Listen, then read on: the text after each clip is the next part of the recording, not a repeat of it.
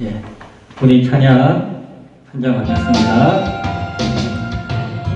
오늘 피었다 지는 들불도 입히는 하나님, 진흙 같은 이 몸을 정금 같게 하시네. 푸른 하늘을 나는 새들도 먹이는 하나님, 하물며 우리랴 영영 필요 없네. 우리 마음속 깊은 그곳에 영혼을 내리신 죽음이 이기신 영원한 생명을 약속하시었네. 오늘 피었다 지는 들불도 입히는 하나님, 진흙 같은 이 몸을 정금 같게 하시네. 아멘. 오늘 이 시간에 예배 드리는 것도 들풀 사랑하시는 하나님의 은혜가 어디 있는 줄로 믿습니다. 하나님 말씀 읽겠습니다. 사도행전 6장 1절부터 7절까지의 말씀입니다. 사도행전 6장 1절부터 7절, 제 성경은 신약 성경 196쪽입니다. 사도행전 6장 1절부터 7절 말씀, 제가 말씀을 봉독해 드리겠습니다.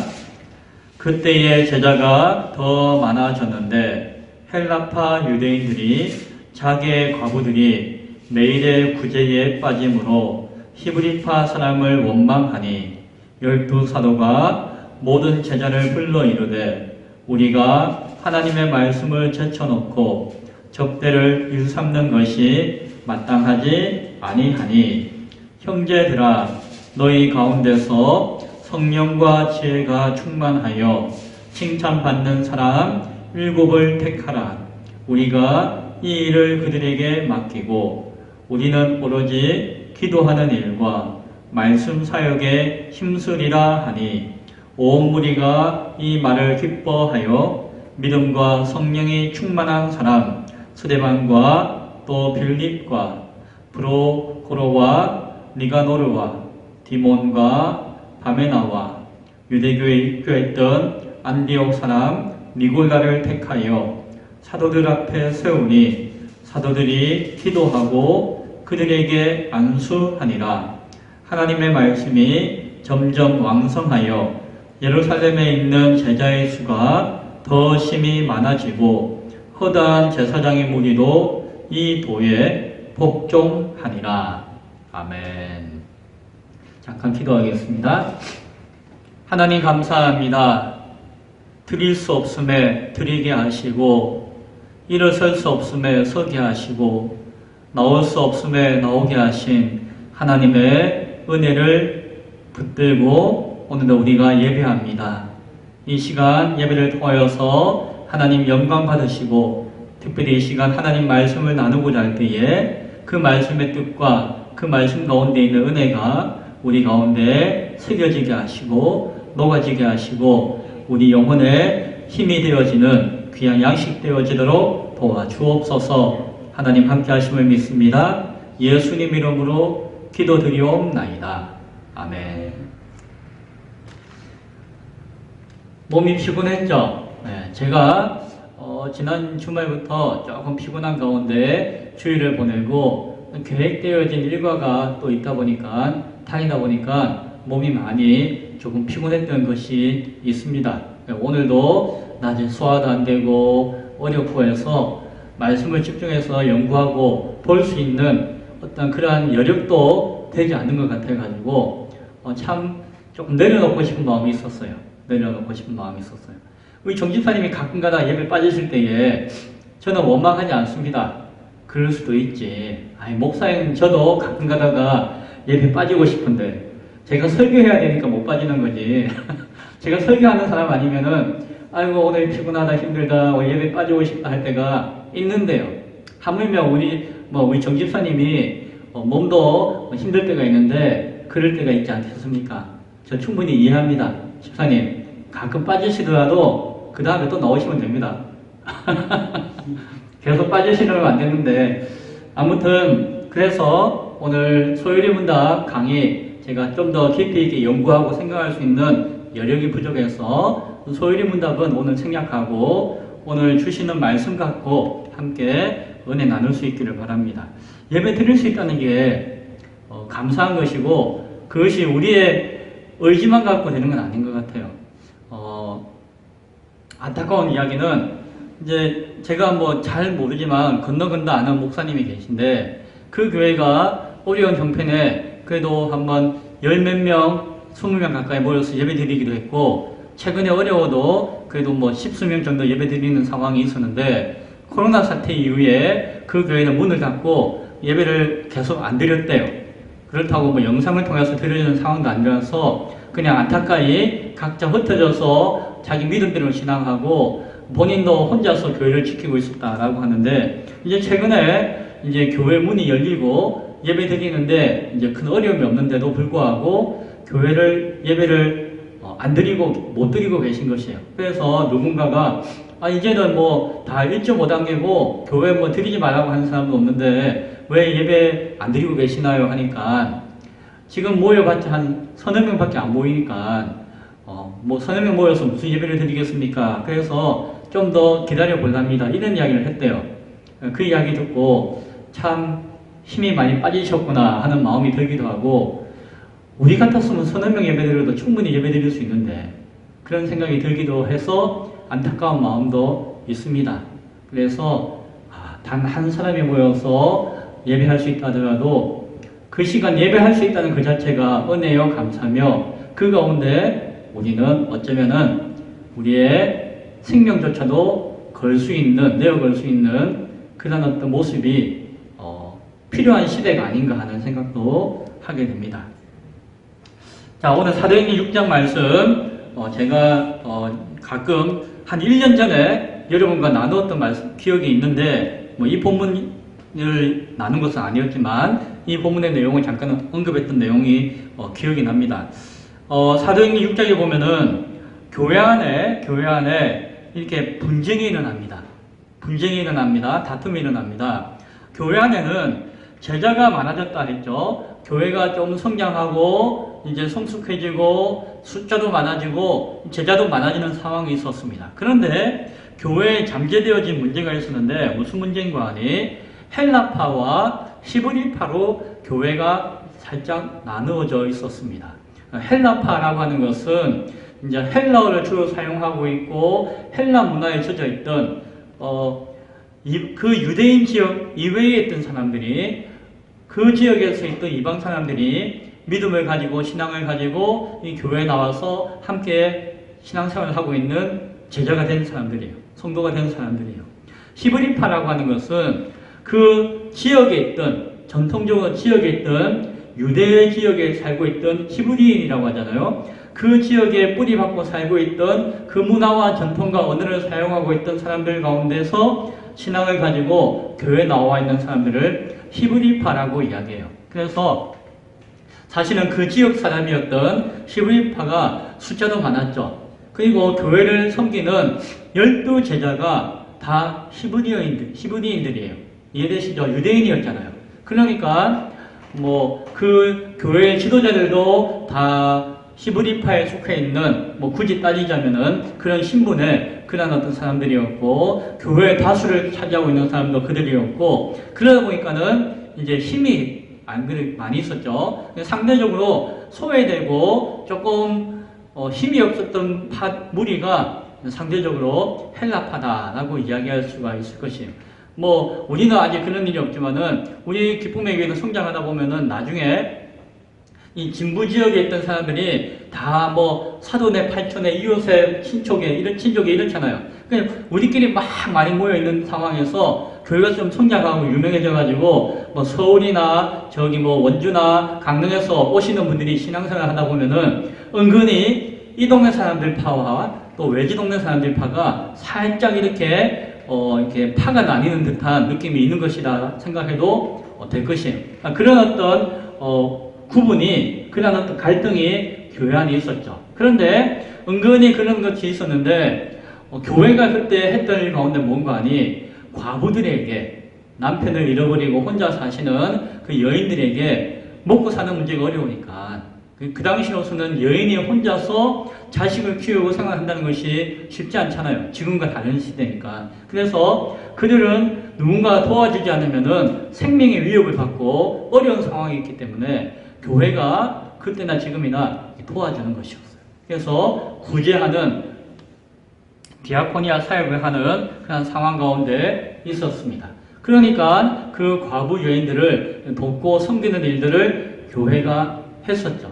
그런데 이게 이제 과부들 가운데서도 히브리파에 속해 있는 분도 계셨고 헬라파에 속해 있는 분도 계셨겠죠.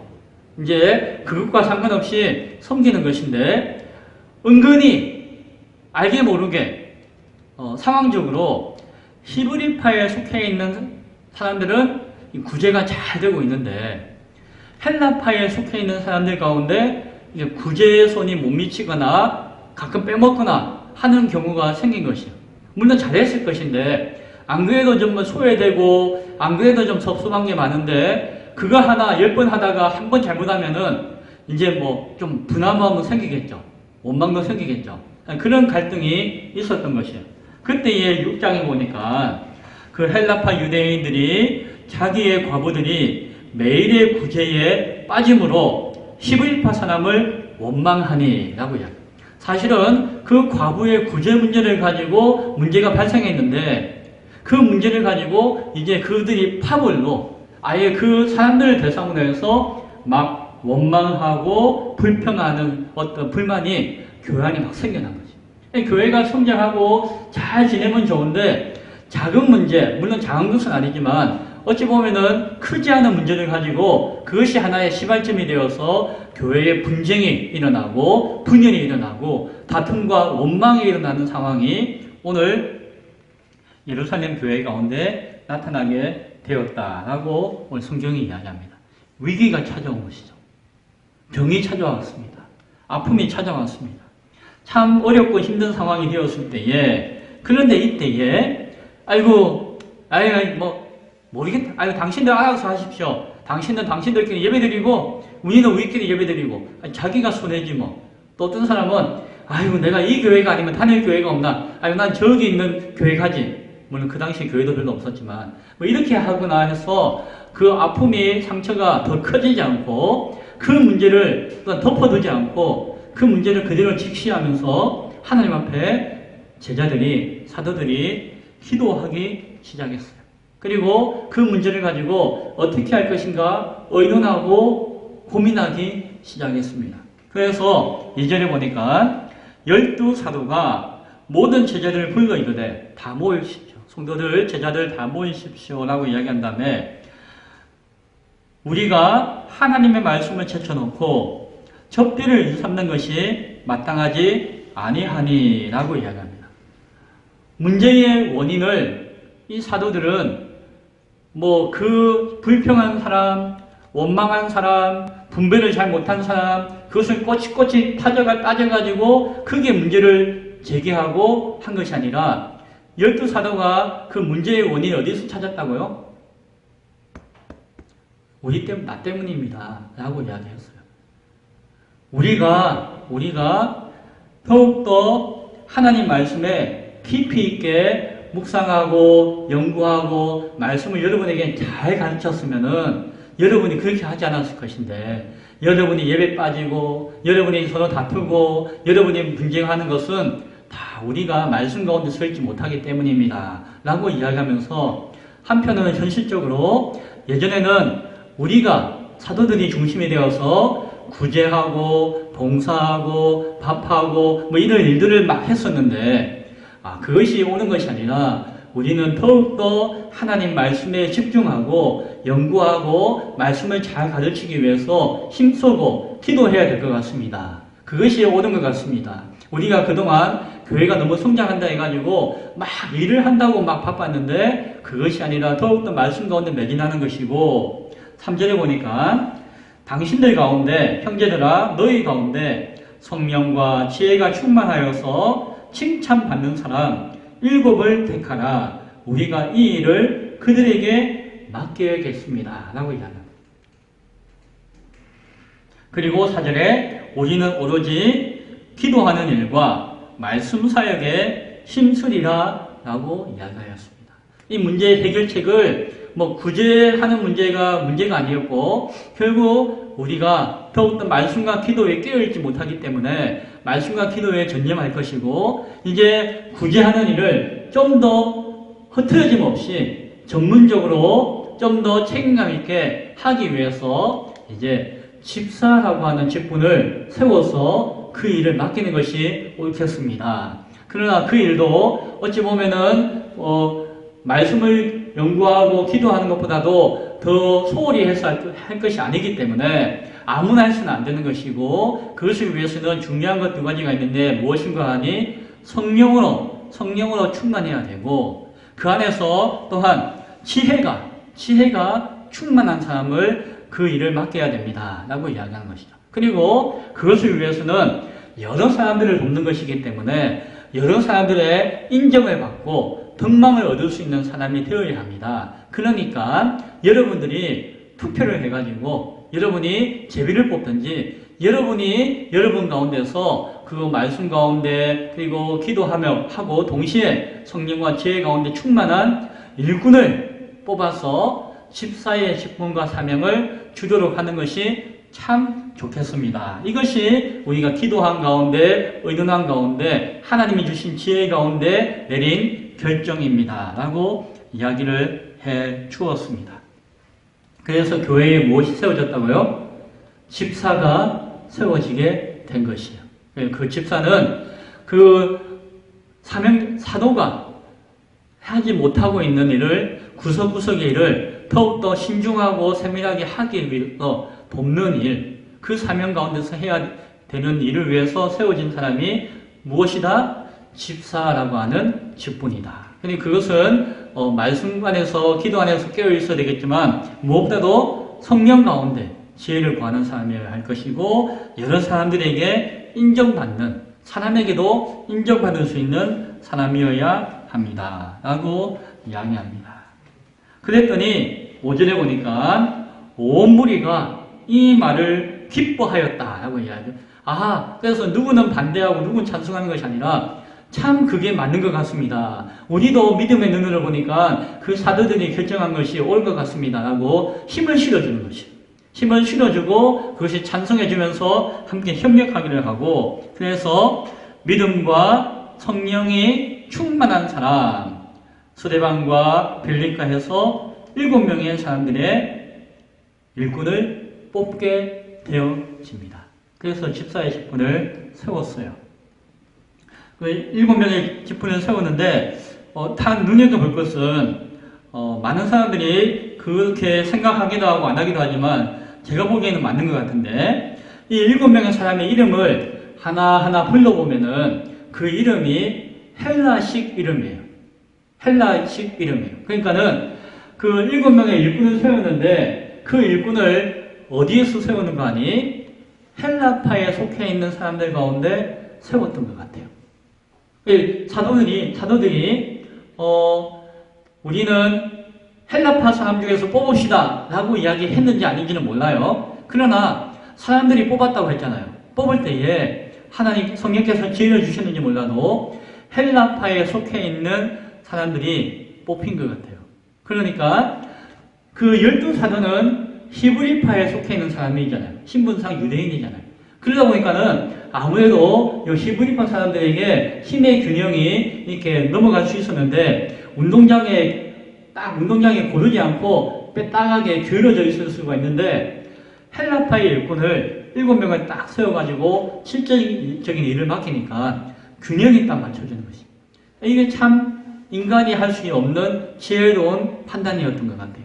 그래서 이 문제 해결을 위해서 하나님의 지혜를 구해서 했지만 동시에 하나님의 지혜 가운데서 표현하기를 가장 약한 편에 서가지고 그리고 소외된 사람들이 편에 서가지고 그들의 입장과 그들의 힘을 돕고 대변해줄 수 있는 사람을 통해서 그 문제를 해결하고자 했구나 라고 하는 것을 또한 한편 생각하게 되어지는 것이에요. 그래서 결국 그 일꾼을 세웠고 6절에 보니까 사도들 앞에 세우니 사도들이 기도하고 그들에게 안수해 주었다라고 이야기하죠. 이것은 우리가 뽑아서 세운 것이지만 우리가 세운 일꾼이 아니라 하나님의 성령의 기름 부으심을 통하여서 하나님의 인정하심을 통해서 하나님의 일을 하는 일꾼입니다라고 하는 표현으로서 안수해 주었다라고 이야기를 합니다. 그랬더니 7절에 보니까 어떤 결과가 나타났나요? 하나님의 말씀이 점점 왕성하여졌고 예루살렘에 있는 제자의 수가 더 심히 더 많아졌고 심지어는 허다한 제사장의 무리도 이 도에 이 복음의 말씀에 어떻게 하게 되었다? 복종하게 되었다 라고 이야기합니다. 어려움이 있었죠. 문제가 생겼죠. 예상하지 못했던 어려움과 문제였습니다. 그런데 그 문제를 어떤 한 개인이나 상황에 맡기지 않고 나의 문제라고 여기고 우리의 문제라고 여기고 기도하고 그 문제를 위해서 기도하고 간구하였더니 주시는 지혜 가운데 말씀과 기도에 더욱더 전념할 수 있는 기회가 되었어요. 이 문제를 통해서 어떻게 되었다고요? 이 사도들이 우리가 좀 내려놓고 더욱더 말씀과 기도에만 전념하자라고 할 수 있는 기회가 되었는데 그 결과 말씀이 더욱더 왕성하게 되었다는 것이죠. 그리고 헌신되어지는 일꾼이 세워지는 기회가 되었어요. 그냥 우리끼리 그냥 열심히 하자, 우리가 좀 더 힘내보자라고 하는 것이 아니라 내가 아니더라도 우리가 아니더라도 또 다른 준비되어진 일꾼이 있을 것이다. 하나님의 일꾼은 더욱더 많아지는 것이 유익이다라고 하는 기대감을 가지고 구하였고 그들이 세워짐으로 말미암아 헌신되어진 일꾼이 또 사도 못지않는 책임감과 사명을 가지고 그 일을 감당할 수 있는 기회의 문이 열려지게 되었죠. 그랬더니 제자의 숫자가 어떻게 되었다고요? 심히 더 많아지게 되었다는 거예요. 그 일꾼이 더욱더 책임감 있게 일하고 더 열심히 일하고 더욱더 충성하게 될 수 있는 기회가 주니까 그 일을 위해서 하나님께 기도하고 말씀 연구했더니 믿음이 막 성장하니까 더 큰 일꾼이 되어버렸다는 것이. 사도 못지않는 일꾼이 되어버렸다는 것이. 그래서 제자의 숫자가 많아져가지고 교회가 든든해지니까 이제는 저 이방 종교의 지도자들도 그 유대교의 지도자였던 제사장까지도 그 일가 무리들도 하나님의 복음과 말씀 가운데 복종하여서 교회에 나오게 되어지는 역사가 나타나게 되었다라고 오늘 성경은 이야기합니다. 오늘 제가 몸이 좀 안 좋았다고 했죠. 만약에 제가 좀 안 좋아가지고 하나님 우리 성도도 몇 명 안 되는데 몸도 안 좋은데 오늘 예배 쉴까요? 쉬죠 라고 마음을 먹었다면은 그냥 쉬고 허쳤을 것이에요. 그러면은 우리 정집사님이 예배 나왔는데도 예배 쉬네 하고 꽝이 되었을 것이에요. 그래도 하나님께서 내 몸이 부서지더라도 네 생명을 다해서 예배를 지키라고 하는 그 마음을 주셨고 그 마음을 붙잡게 하심으로 말미암아 예배를 드릴 수가 있는 것이죠. 하나님 오늘 10계명 2계명 말씀 너무너무 중요한데 너무너무 중요한 말씀이라서 부담을 가지고 연구하고 더욱더 기도해야 되는데 시간이 그리고 몸이 뒷받침 못했는데 어떡하지요? 마음을 내려놓고 말씀 묵상하는 가운데 이 말씀을 주셨잖아요. 이 말씀을 제가 읽고 묵상하니까 오늘 함께 나누기에 합당한 말씀이다. 나에게 주시는 말씀이기도 하고 또 한편으로는 앞서 우리 기도 제목 나눴잖아요. 뭡니까? 뭐 3월달 되면 어르신들이 뭐 그 정부 수급 때문에 센터에 못 나오신다. 주일날 못 나오신다. 센터에 못 나오시는 어르신들은 센터를 통해서 같이 모시고 교회 오는 분들이 많이 계신데 그럼 못 오신다. 어떡하나. 이런 마음 가운데 저한테 이렇게 말씀 주셨잖아요. 근데 잠깐 그것을 생각하고 기도할 때에 제 마음에 뭐 염려되거나 걱정되거나 낙심되는 마음이었고 그것이 또 다른 기회가 될 것이다 라는 마음이 들더라고요. 그리고 오늘 이 말씀을 읽으니까 뭐 그런 것 같아요. 그렇죠? 센터를 통해서 오시는 분들 언제까지 그렇게 오셔야 돼요? 어찌 보면은 그 자식이 아들이 모시고 오는 것이 더 은혜가 될 수도 있고 자신이 스스로의 힘으로 교회에 나오겠다 할 수 있는 기회가 될 수도 있는 것이고 우리가 좀 더 힘을 내어서 모시고 오는 것도 더 큰 은혜가 되어줄 수 있는 것이고 그것이 뭐 계속된다면은 힘이 들겠지만 뭐 잠시 그렇게 되는 거 우리가 지혜롭게 하면은 앞으로의 일 가운데 훈련되는 과정과 시간이 될 수 있도록 하나님께서 길을 여실 수도 있다는 생각도 들기도 하는 것이죠. 우리에게 닥친 문제가 우리의 성장과 발전과 성숙의 기회가 될 수 있음을 믿으시기 바랍니다. 오늘 교회 가운데 그 문제의 문제가 분쟁이었고 어려움이었고 깊은 상처의 드러남이었지만 그것을 하나님 주시는 지혜 가운데 나의 문제인 것으로 알고 해결하고자 했을 때에 하나님 주시는 지혜 가운데 전화위복이 되었고 성지와의 역사가 나타나서 오히려 더 큰 성장과 부흥의 기회가 되고 있는 것을 우리는 바라볼 수가 있습니다. 그것은 우리가 힘들 때에 아이고 힘들어서 교회 못 가겠네. 아이고 나는 이제 때려 죽이도 못 가겠다라고 하는 마음이 들 때에 어찌 보면 이 말씀을 붙들고 그것이 나의 현실이지만 내가 예배를 내 생명을 지켜서 생명을 다해서 예배를 지키겠다고 결심하고 결단하고 다시 한 번 더 땅을 짚고 일어나서 나아올 때에 그 안에 주시는 특별한 은혜와 복이 있을 수가 있다는 사실을 기억할 수 있기 바랍니다. 기억할 수 있기 바랍니다. 오늘 우리에게 닥쳐지는 숫자가 많이 모이는 것이 중요하지 않잖아요. 센터를 통해서 뭐 10여 명이 더 오시고 하는 것들 어찌 보면 너무너무 귀하죠, 우리한테는. 그러나 설령 그렇지 못한다 할지라도 그 가운데 자기의 의지와 자기 힘으로 가족의 손을 이끌고 오는 사람이 한 사람만 있다면은 그것은 어마어마하게 큰 열매라고 우리는 볼 수가 있습니다. 그래서 우리가 생각하고 원하는 것이 이루어지지 않는 것에 대해서 원망하지 않고 그럼에도 불구하고 새롭게 역사하시는 하나님의 역사하심을 기대하며 그 가운데 소망하며 기뻐하며 감사할 수 있는 우리의 믿음이 되었으면 참 좋겠습니다. 우리는 어찌 보면은 작고 연약하지만 이 상황 자체가 이것 자체가 어마어마하게 큰 은혜예요. 어마어마하게 큰 기회예요. 특히나 오늘날 한국 교회와 상황 가운데서 모든 것을 내려놓고 다시금 자신을 돌아보며 하나님의 지혜와 은혜를 간구할 수 있는 것이 기회죠. 저는 더욱더 말씀과 기도에 전념하는 사람이 되어야 할 것이고 여러분 한 분 한 분은 작은 교회지만 이 교회를 위해서 헌신하고 충성함으로 말미암아 여러분의 믿음과 신앙과 소명이 더욱더 단단해지는 기회가 되어질 것이요.